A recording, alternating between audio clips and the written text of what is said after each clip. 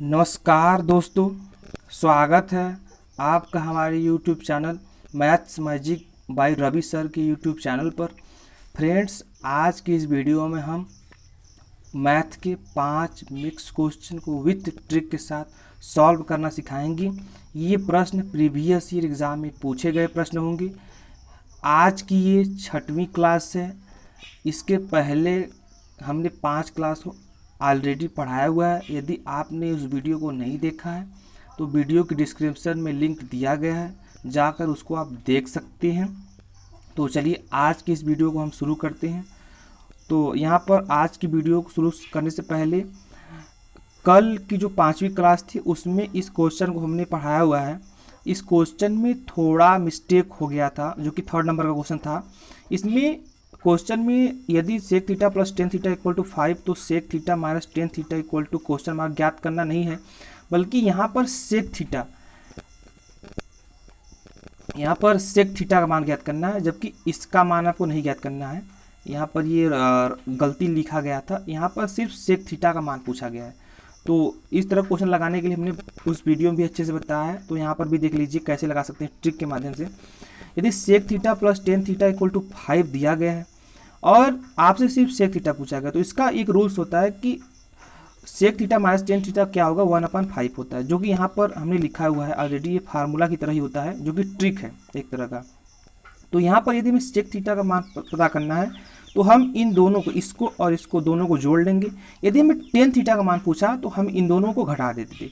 तो यहाँ पर जोड़ना का बात है, तो यहाँ पर जोड़ने की बात है, तो यदि हम सेक को जोड़ेंगे तो 2 सेक थीटा हो जाएगा। अब यहाँ 10 से 10 क्या हो जाएगा, कट जाएगा।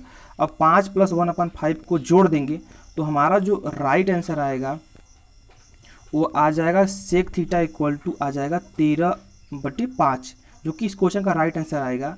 और इसके पहले हमने ऑलरेडी जो यहाँ पर क्यों ये जो लिखा गया है सब उसके हमने बताया है। यदि आपने देखा होगा तो आपको अच्छे से हमने इस चीज़ को समझाया हुआ है। तो यहाँ पर ये था इस क्वेश्चन को लाने का, क्योंकि यहाँ पर थोड़ा सा मिस्टेक हो गया था, इसलिए इस क्वेश्चन को हम दोबारा लाकर इसको इस वीडियो में बता दिए हैं। तो यहाँ पर इस क्वेश्चन का जो राइट आंसर होगा, यहाँ पर ऑप्शन नंबर ए सही होगा।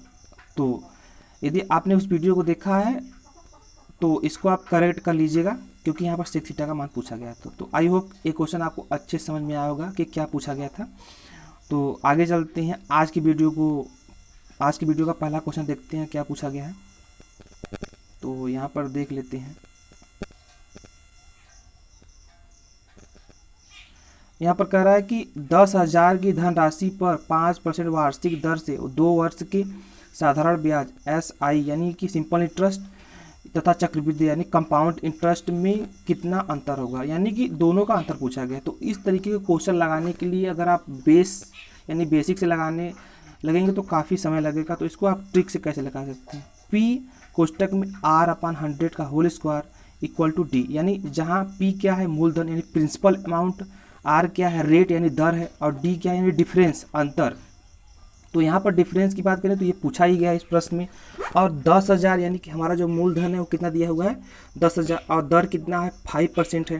तो यहाँ पर इस क्वेश्चन को आप रख के जब सॉल्व करते हैं तो हमारा जो डिफरेंस आता है वो 25 रुपये आता है, यानी कि हमारा कंपाउंड इंटरेस्ट था सिंपल यानी कि चक्रवृद्धि ब्याज था, साधारण ब्याज का अंतर कितना आता है, 25 रुपये, जो कि इस क्वेश्चन का राइट आंसर आपका ऑप्शन नंबर ये सही होगा। तो आई होप कि इस क्वेश्चन को आप ट्रिक के माध्यम से कम टाइम में सॉल्व कर लेंगे, तो आपको अच्छे समझ में आया होगा। तो चलिए नेक्स्ट क्वेश्चन देखते हैं। तो नेक्स्ट क्वेश्चन क्या है यहाँ पर। तो यहाँ पर ये जो पहला वाला क्वेश्चन था वो 2 वर्षों के लिए था। यदि 3 वर्षों के लिए पूछा जाए तो उसको आप कैसे लगा सकते हैं। 30,720 रुपये के धन का 3 वर्ष का कंपाउंड यानी चक्रवृद्धि ब्याज था, यानी साधारण ब्याज SI सिंपल इंटरेस्ट का अंतर 1,500 रुपये, यानी इस क्वेश्चन में अंतर दिया गया तो दर ज्ञात कीजिए। तो इस क्वेश्चन को लगाने के लिए ट्रिक क्या है, 3x + 1/x³ equal to D/P होगा, जहाँ पर P हमने पहले ही बताया कि मूलधन है, D क्या है, अंतर है। यहाँ पर x दर नहीं होगा, यहाँ पर मिस्टेक से लिखा गया है, तो यहाँ पर ध्यान देना है। तो यहाँ पर देख लेते हैं। तो यहाँ पर क्या क्या दिया है, 3x + 1/x³, तो ऐसे ही रहेगा। यहाँ पर अंतर कितना दिया, डिफरेंस यानी 1,500 दिया गया, और मूलधन कितना है, 30,720 रुपये। यदि इसको आप सॉल्व करते हैं तो हमारा x का जो वैल्यू आता है वो कितना आता है, 8 आता है। तो यहाँ पर जब आपको दर निकालना है तो हम क्या करते हैं कि दर निकालते समय हम 1/x इंटू 100 करेंगे। तो जब 1/x इंटू 100 करेंगे तो 100 का मल्टीप्लाई करेंगे, यदि हम 8 से इसको डिवाइड करेंगे तो हमारा आंसर जो आएगा वो 12 सही 1/2%, यानी 12.5% जो हमारा आंसर आएगा, जो कि इस क्वेश्चन का right answer option number C होगा। तो आई होप ये आपको दो वर्ष का क्वेश्चन, जैसे यहाँ पर पहला क्वेश्चन था कि इसमें 2 वर्ष के लिए पूछा गया था और यहाँ पर इस प्रश्न में 3 वर्षों के लिए दिया गया, तो आपको अच्छे समझ में आया होगा। ट्रिक भी हमने बता दिया कि ट्रिक से आप जल्द से जल्द कैसे सॉल्व कर सकते हैं।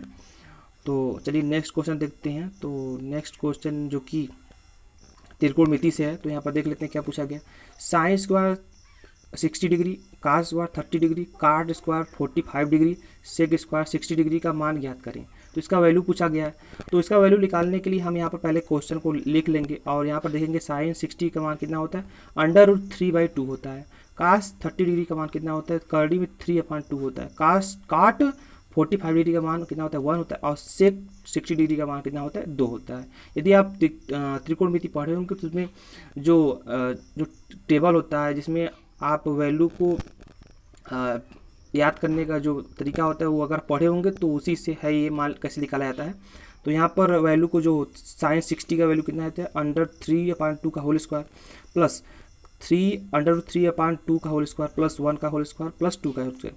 यदि आप जब इसको सॉल्व करेंगे, जब इसको एलसीएम लेके आप सॉल्व करते हैं तो यहाँ पर दोनों को जोड़ेंगे तो 4 ही रहेगा और यहाँ पर 3 + 3 हो जाएगा और यहाँ पर 4 1 5, यानी कि जब गुणा करेंगे तो 5 को 20। जब इसको आप सॉल्व करते हैं तो हमारा 26/4 आता है और जब इसको कट करते हैं तो हमारा 13/2 आंसर आ जाता है, जो कि इस क्वेश्चन का राइट आंसर ऑप्शन नंबर ये सही होगा। तो आई होप थर्ड क्वेश्चन भी आपको अच्छे समझ में आया होगा, इसको आप कैसे लगा सकते हैं। ये क्वेश्चन प्रीवियस आए हुए प्रश्न हैं, बाहरी क्वेश्चन ऐसा कोई नहीं है जो बाहर से आए। ये क्वेश्चन जो सेम टू सेम पूछा गया वही क्वेश्चन को हम करवा रहे हैं कि क्वेश्चन का लेवल हाई होता है, परंतु अगर उसको आप करना चाहें तो कम से कम टाइम में भी कर सकते हैं ट्रिक के माध्यम से। तो आगे देखते हैं। तो नेक्स्ट क्वेश्चन क्या है, जो कि मेंसुरेशन से है। तो यहाँ पर देख लेते हैं तो क्या पूछा गया है। एक समबाहु त्रिभुज का क्षेत्रफल 9 करड़ी में 3 मीटर स्क्वायर है, तदनुसार उसकी माध्यिका की लंबाई कितने मीटर होगी, यानी माध्यिका की लंबाई पूछा गया है। तो यहाँ पर क्या क्या दिया गया है, त्रिभुज का क्षेत्रफल 9 करड़ी में 3 मीटर स्क्वायर, माध्यिका की लंबाई h यानी हाइट पूछा गया है। तो यहाँ पर समबाहु त्रिभुज का जो क्षेत्रफल होता है ओ फार्मूला क्या होता है, √3/4 × a², यानी a क्या है, यहाँ पर भुजा है। तो यहाँ पर देख लेते हैं, क्षेत्रफल तुम्हारा 9√3 दिया ही है और √3/4 × a²। यदि हम भुजा का वैल्यू, यानी कि ये हमारा जो समबाहु त्रिभुज बना हुआ है और यहाँ पर समबाहु मतलब होता है तीनों भुजाएं जिसकी बराबर हो। तो यहाँ पर देख लें, यदि हमें भुजा का मान पता हो तो हम हाइट का मान निकाल सकते हैं। तो यहाँ पर हम भुजा का मान निकालेंगे, यानी हमारा भुजा कितना आएगा, 6 मीटर आ जाएगा। तो आगे देखते हैं। यदि हमें माध्यिका की लंबाई निकालना है तो माध्यिका की लंबाई h = क्या होगा, फार्मूला क्या होता है, √3/2 × a। यहाँ पर a का मान हमने पहले निकाला कितना है, 6 मीटर है। तो यहाँ पर 6 को पुट कर देंगे, तो जब हम सॉल्व करेंगे तो हमारे h = कितना आएगा, 3√3 मीटर, जो कि इस क्वेश्चन का right answer option number C सही हो जाएगा। कितना आंसर है, 3√3, जो कि इस क्वेश्चन का right answer option number C सही होगा। तो आई होप इस वीडियो में आपको जो चौथा क्वेश्चन बताया गया ये भी आपको अच्छे समझ में आया होगा। यदि आपको ना समझ में आया तो इसको आप दोबारा देख लीजिएगा, आपको क्लियर हो जाएगा। तो आगे देखते हैं नेक्स्ट क्वेश्चन। तो नेक्स्ट क्वेश्चन क्या पूछा गया है, जो कि इस वीडियो का 5वां क्वेश्चन होगा, लास्ट प्रश्न। तो यहाँ पर देख लेते हैं। यहाँ पर इस वीडियो में पूछा गया है कि शून्यकों की संख्या ज्ञात करें। तो मतलब इसका गुणा करने पर हमें शून्यों की संख्या कितनी प्राप्त होगी। तो इसको आप ऐसे अगर आप गुणा करने लगेंगे तो काफ़ी समय लगेगा। तो कैसे आप निकालेंगे, ट्रिक के माध्यम से हम बताएंगे। तो यहाँ पर पहले आप जान लीजिए कि 0 आता कैसे। यदि हम 2 और 5 का मल्टीप्लाई करते हैं तो हमारा कितना आता है, 10 आता है। यानी आप जब भी शून्य की संख्या निकालेंगे उसमें आप 2 और 5 को ढूंढेंगे कि 2 5 कितना है। 2 5 जैसे 2 10 2 है, 5 जैसे हम कहें कि यदि 2 की पावर 6 है और 5 की पावर 6 है तो इसमें शून्यों की संख्या 6 होगी। यदि हम कहें कि यहाँ पर 6 ना होकर यहाँ पर 5 है, तो यहाँ पर शून्य की संख्या 5 होगी, क्योंकि यहाँ पर जो घात न्यूनतम होगा वही हमारी शून्यों की संख्या होगी घात के रूप में। तो यहाँ पर हमने बताया ना कि यहाँ पर 2 और 5 जब मिलेगा तभी शून्य बनेगा। तो इस तरह क्वेश्चन लगाने के लिए कैसे आप लगा सकते हैं, तो यहाँ पर देख लेते हैं। तो यहाँ पर क्वेश्चन तो पहले ही दिया है, यहाँ पर 2 × 4 × 6 इक्वल डॉट डॉट डॉट 50 तक दिया हुआ है। तो यदि हम इसको इस तरह से भी लिख सकते हैं 2 × 1, 2 × 2, 2 × 3, 2 × 4। तो इस तरह से हम इसमें कॉमन भी निकाल सकते हैं 2 की घात 25। क्यों? क्योंकि यदि प्लस होता तो हम सिर्फ 2 बाहर निकालते, यहाँ पर गुणा यानी हम 2 की घात 25 को बाहर निकालेंगे। अब यहाँ पर 2 की घात 25 हमने जब निकाल लिया तो 1 × 2 × 3 × 4 डॉट डॉट और यहाँ पर 25 तक दिया हुआ है। तो यहाँ पर आपको ध्यान देना है कि 2 की घात 25 और यहाँ पर आप लिख सकते हैं 5 की घात 6 लिख सकते हैं। इसमें जैसे कि आपको इसको मल्टीप्लाई करेंगे तो कितना आएगा, 5 की घात 6 ही आएगा। तो यहाँ पर आपको जब निकालना है घातों की संख्या, तो यहाँ पर शून्यों की संख्या निकालनी है। तो वैसे तो यहाँ पर हमने बताया कि यहाँ पर जो न्यूनतम घात होता है वही हमारा राइट आंसर होगा, यानी शून्य संख्या कितनी होगी, 6 होगी। अगर आप निकालना चाहें तो आप कैसे निकाल सकते हैं शून्य संख्या, निकाला कैसे? जैसे कि आपको जैसे आपसे पूछा जाए कि 720 में शून्यों की संख्या कितनी है, तो आपको भाग देके निकालना होगा। तो वैसे ही यहाँ पर निकालने के लिए दिया गया है कि आप कैसे निकाल सकते हैं। यदि हम 25 में 5 का डिवाइड करेंगे तो 5 आएगा, फिर 5 में 5 का डिवाइड करेंगे तो 1 आएगा, यानी हमारा जो जीरो की संख्या आएगी वो कितनी आएगी, 6 आएगी।